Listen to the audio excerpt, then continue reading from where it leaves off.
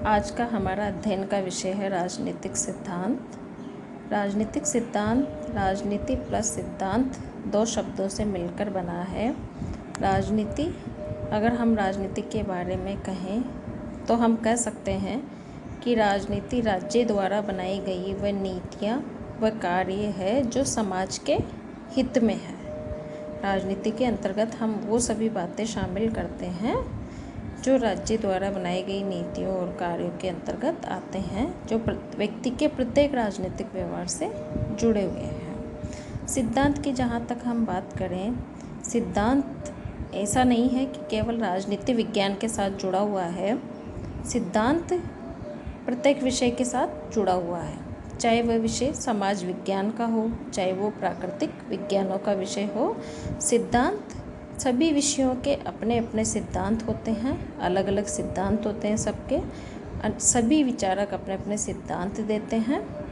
सिद्धांत जो है वो यूनानी शब्द थ्योरिया से बना है। थ्योरिया एक यूनानी शब्द है जिससे थ्योरी की उत्पत्ति हुई है, जिसे हम सिद्धांत कहते हैं। थ्योरिया का मतलब है समझने की दृष्टि या चिंतन की अवस्था। यूनानी शब्द थ्योरिया, जिसका मतलब है समझने की दृष्टि या चिंतन की अवस्था। चिंतन की अवस्था जो उस वस्तु के अस्तित्व एवं कारणों को प्रकट करती है। सिद्धांत का अर्थ समझने के लिए हमें पहले उपागम को समझना जरूरी है, क्योंकि दृष्टिकोण या उपागम ही वो तरीका है जिसके माध्यम से हम सिद्धांत तक पहुंचते हैं। सिद्धांत तक पहुंचने के लिए हमें पहले एक तरीका या एक उपाय अपनाना पड़ेगा, जो उपागम कहलाता है। प्रत्येक अध्ययनकर्ता का अपना एक उपागम या अपना एक दृष्टिकोण होता है, जिसके माध्यम से वो सिद्धांत का निर्माण करता है। सिद्धांत को अगर हम एक लाइन में समझना चाहें तो हम इस तरह से समझ सकते हैं कि किसी भी विज्ञान के नियमों की व्याख्या ही सिद्धांत है। सिद्धांत एक तरह से दृष्टिकोण या उपागम का अगला चरण होता है। जब दृष्टिकोण का कार्य विचाराधीन विषय के बारे में समस्याओं और आधार सामग्री के चुनाव से आगे निकल जाता है, तब वो दृष्टिकोण का रूप ले लेता है।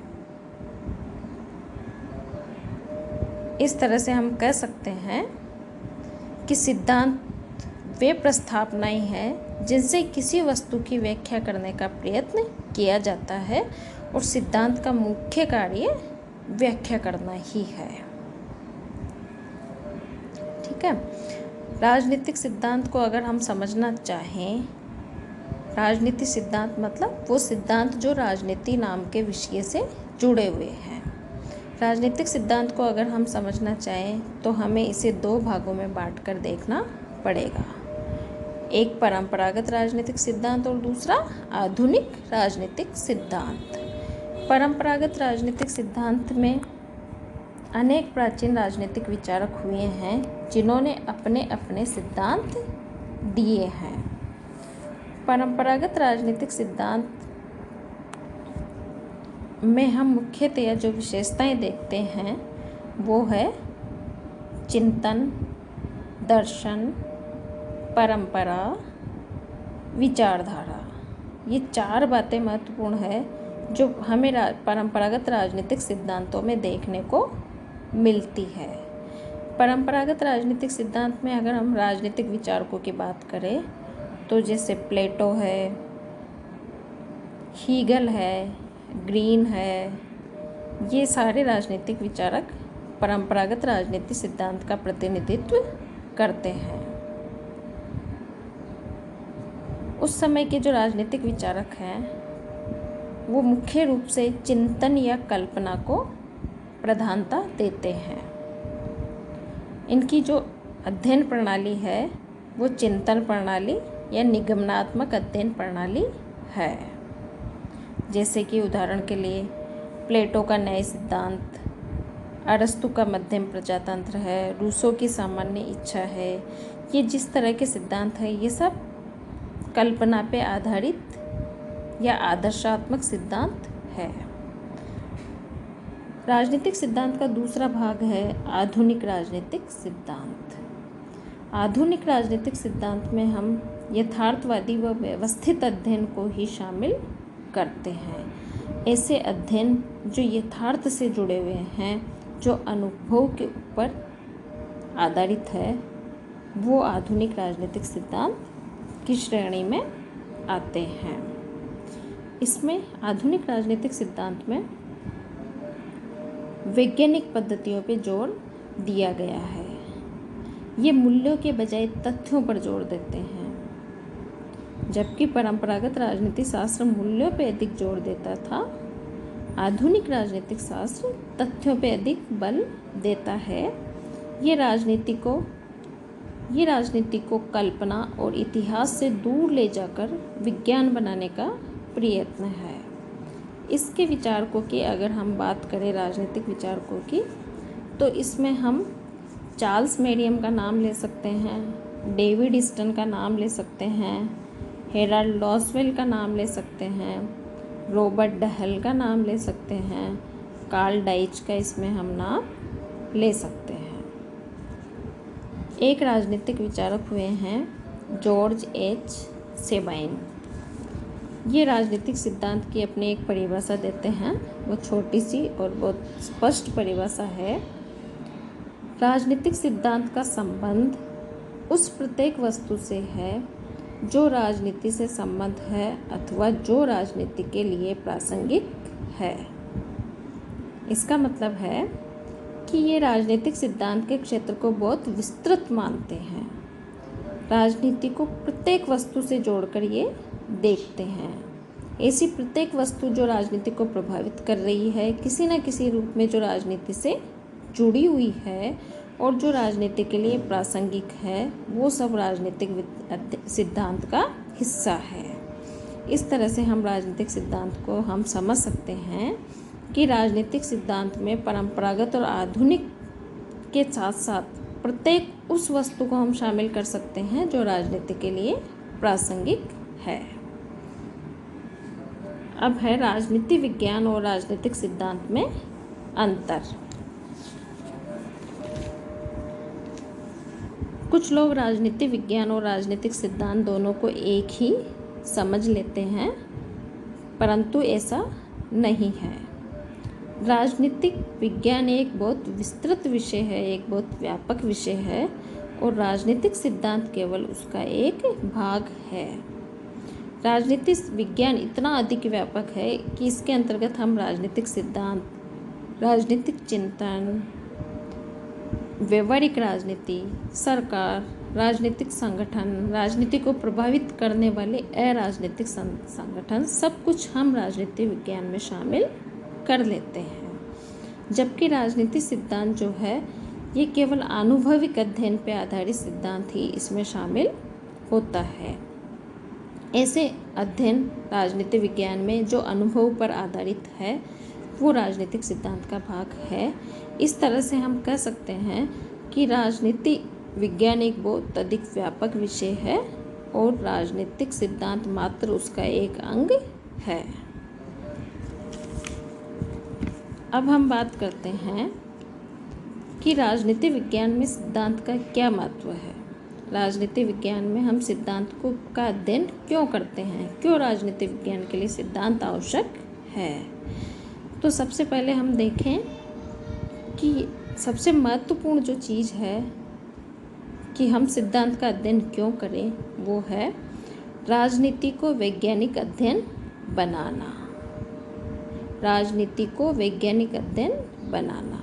राजनीति में हम सिद्धांतों का अध्ययन क्यों करते हैं, क्योंकि हम राजनीति विज्ञान को अधिक से अधिक वैज्ञानिक बनाना चाहते हैं। और शुरू से हम देखते हैं, जैसे कि अरस्तु नामक एक राजनीतिक विचारक हुए हैं, तब से हम देखते हैं कि अरस्तु स्वयं भी राजनीति को विज्ञान का रूप देना चाहते थे। उन्होंने अपने अध्ययन में अनुभवात्मक अध्ययन पद्धति को शामिल किया था, यथार्थवादी अध्ययन को शामिल किया था, और वो चाहते थे कि राजनीति अधिक से अधिक वैज्ञानिक बने। राजनीति वैज्ञानिक कब बनेगा? जब राजनीति विज्ञान में का जो अध्ययन होगा वो व्यवस्थित होगा, अनुभवात्मक होगा, तथ्यों पे आधारित होगा, और इस तरह के अध्ययन शामिल किए जाएंगे कि हम भविष्यवाणी उत्पन्न करने की क्षमता में आ जाएं, तो हमारा विषय अधिक से अधिक वैज्ञानिक बनेगा। इसलिए हम राजनीति विज्ञान में सिद्धांतों का अध्ययन करते हैं। दूसरी हम बात करें, दूसरा जो महत्वपूर्ण है भाग, वो है राजनीतिक व्यवहार को समझना। राजनीतिक व्यवहार को समझने के लिए भी हमें सिद्धांतों की आवश्यकता है। राजनीतिक व्यवहार प्रत्येक व्यक्ति का अलग अलग होता है। एक ही परिस्थिति में प्रत्येक व्यक्ति का व्यवहार अलग अलग हो सकता है।